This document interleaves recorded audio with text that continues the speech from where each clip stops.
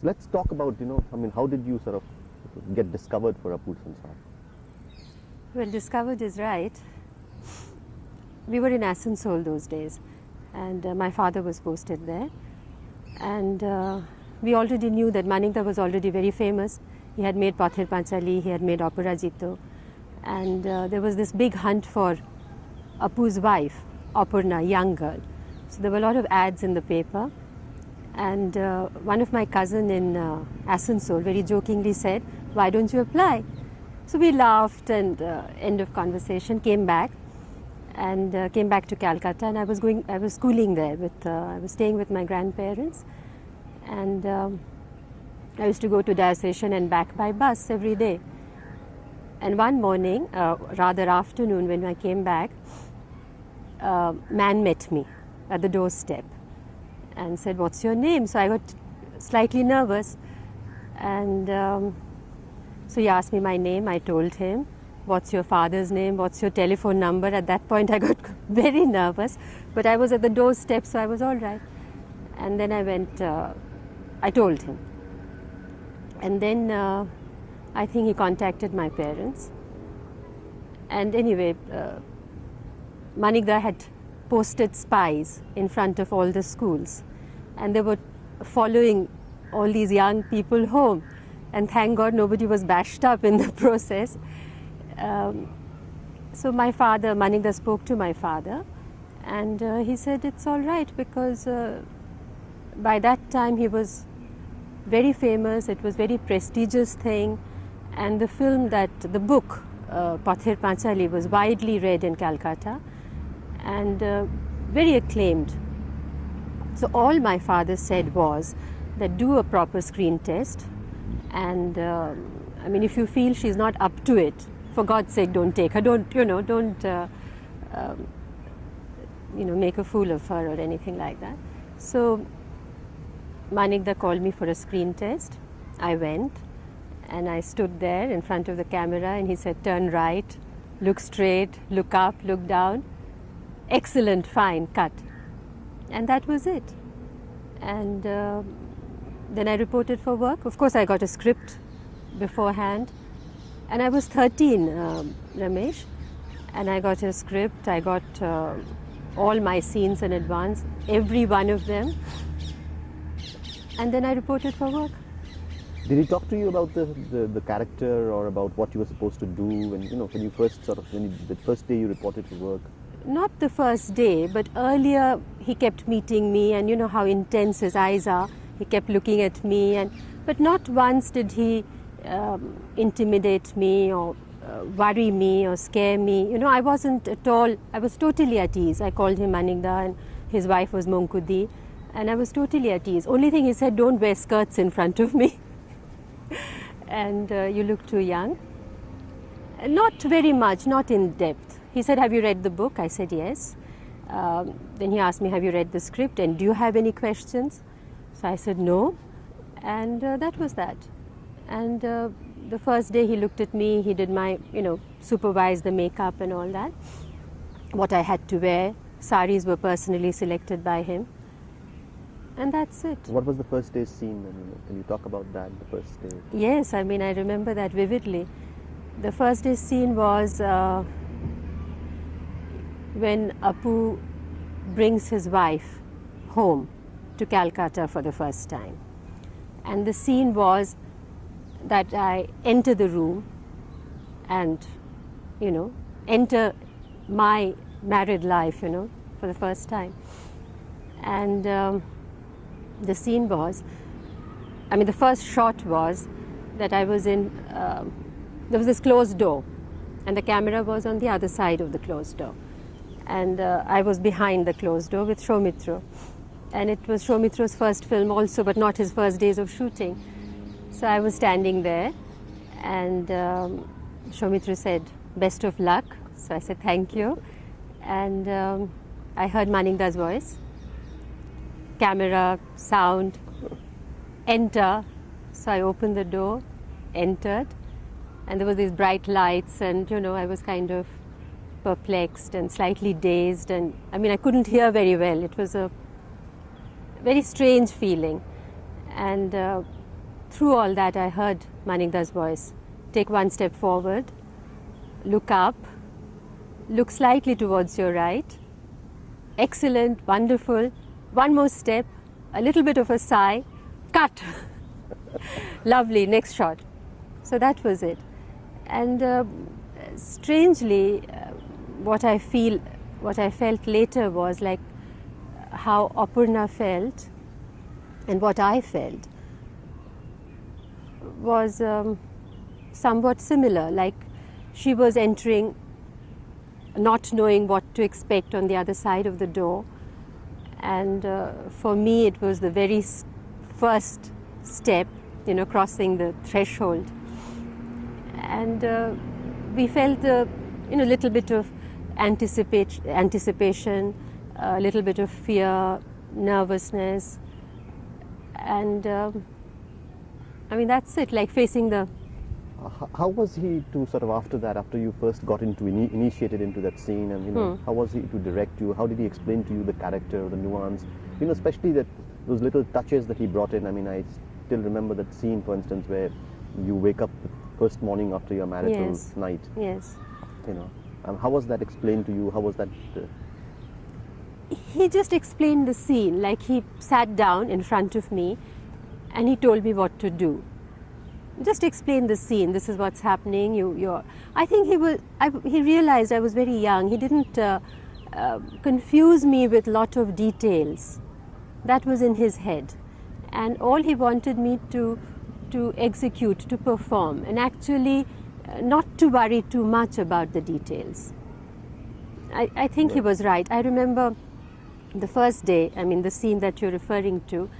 There was a few more dialogues, And I rehearsed, and then he called me aside. He said, "Rinku, I just perhaps you shouldn't speak so much. Let's slash. You don't mind, do you?" I said, "No, I don't mind at all."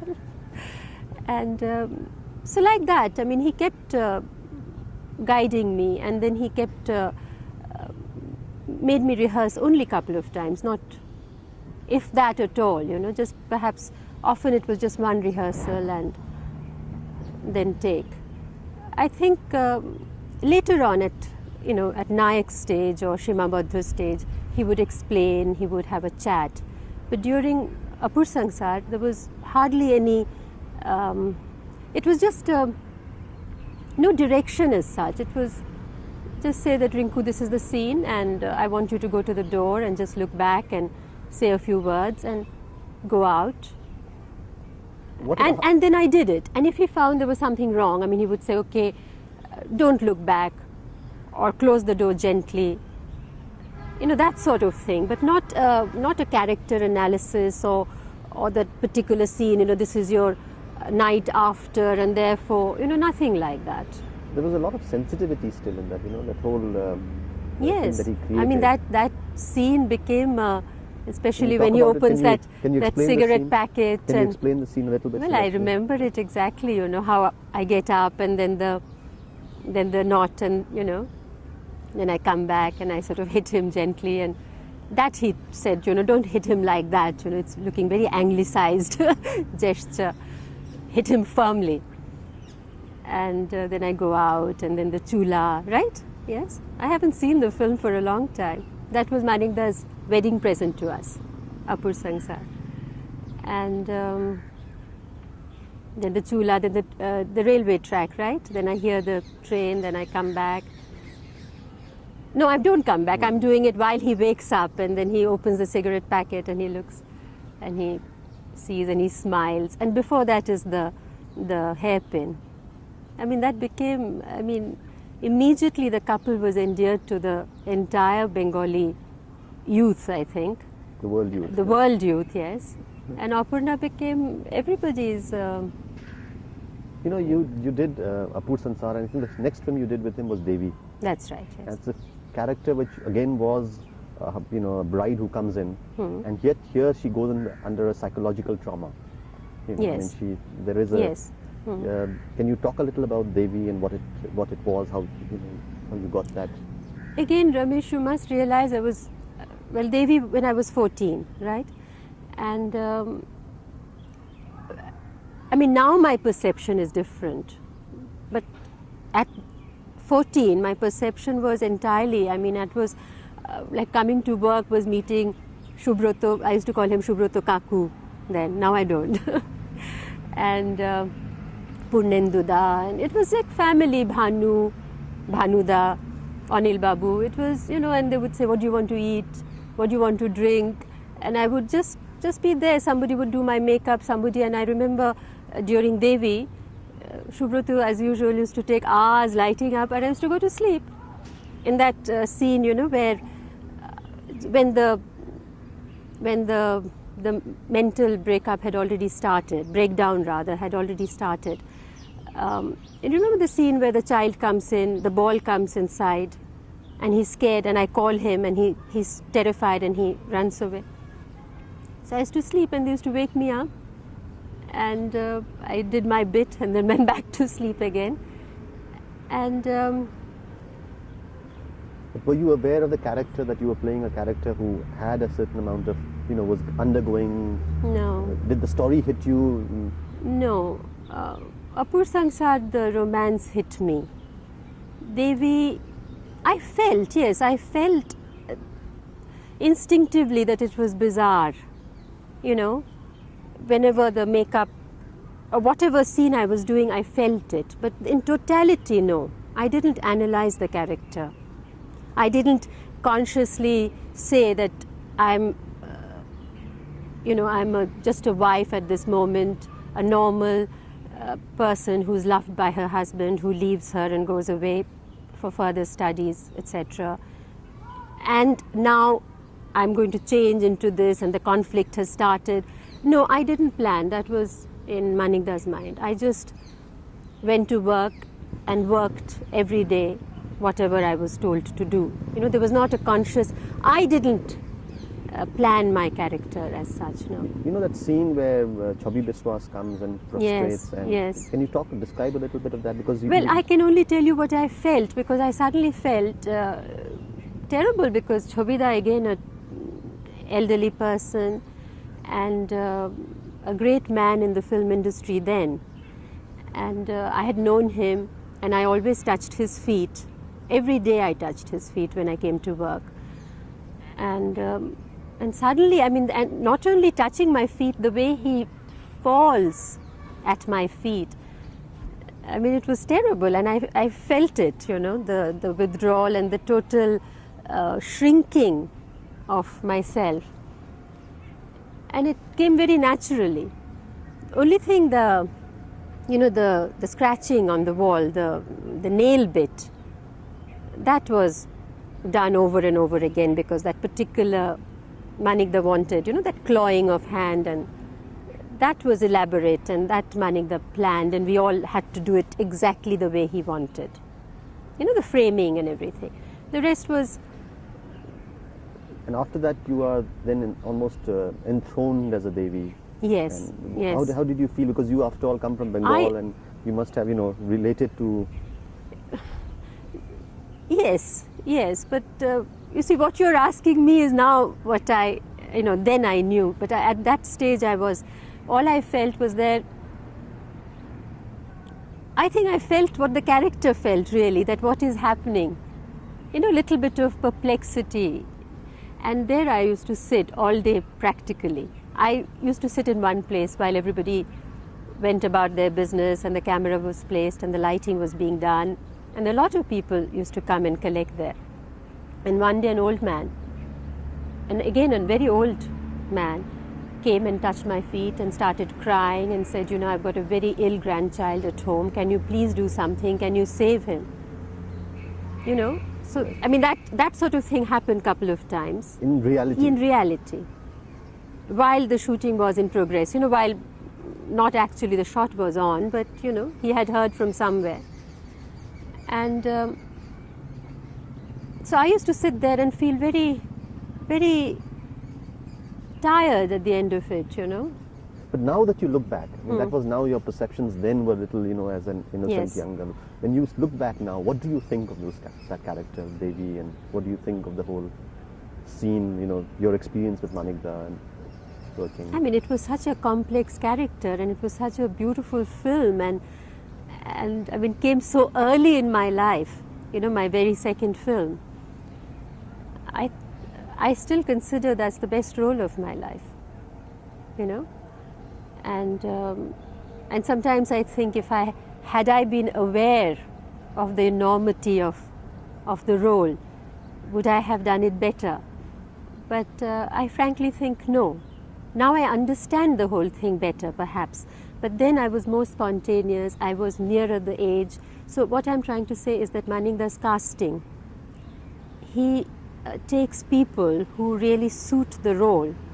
And in certain roles, he takes people who can perform also. I mean, where, like for instance, in Devi, Chobi Bishwash's role needed performance. So therefore he was taken. And Manikda drove him crazy because that particular scene, you know, when he's pacing up and down with those slokas and the dream sequence, and it took a lot out of Chobida. But he did it. I mean, it was beautiful to see them work together, Manikda and Chobi Bishwash, who came from a very traditional theatre background. And there were many clashes, but the net result was fantastic, you know. And let's talk a little about, say, you know, when the kind of, you talked about his casting. Yes. Let's talk a little about Manikda now. Do you think that the Tagore influence, as everybody says, a great deal? You worked with him in so many films. Yes. What is your assessment of this, of the man? You know, it's... I've accepted Manikda as Manikda. I've never really tried to assess him, you know, as a person. And now that I think he understood Tagore, and I really feel I cannot judge him as such, Ramesh. You know, I really can't. But would you agree with an assessment that you know, he's sort of a Renaissance man, a man of such talent, you know, music, sketching? Absolutely. I mean, absolutely. I haven't worked with any director. I mean, he does everything himself. His scripting, the dialogues, the camera operation, the sets, costume, music, I mean everything. And the way he whistles, for instance, and even acting, you know, the way in Nayak, that scene, the last scene, the way he told Uttam how to, you know, I heard him say it and then Uttam did it. Uttam did it fantastically well, but not what I saw Manikda do. I mean, I've never met anybody with that kind of talent, who's so quiet, and you know, and with his intensity and his eyes, and especially when he directs children, the work he gets out of. And I have worked many times in other films with children, and how painful it is, you know, and how the directors cannot handle. And he every time first take okay.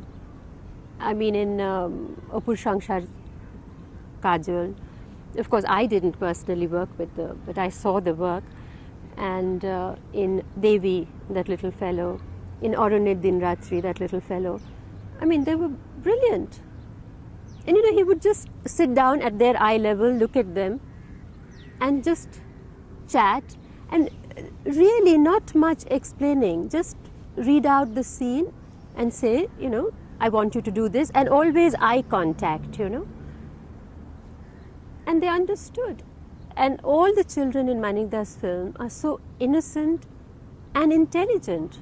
You know, they are not just acting, but you know, they're so totally relaxed, and I haven't seen anybody in the films that I have worked take that kind of work out of a child. So, and in any other, like I've seen him work with total amateurs, like in Shima Badho's party scene, for instance. And he just makes everybody relax, and when you see on the screen, I mean, it's brilliant. You'll think that it's fantastic acting. But it's just that he has been able to relax you to that extent where you are yourself, and you're not actually acting. And that's what he wants.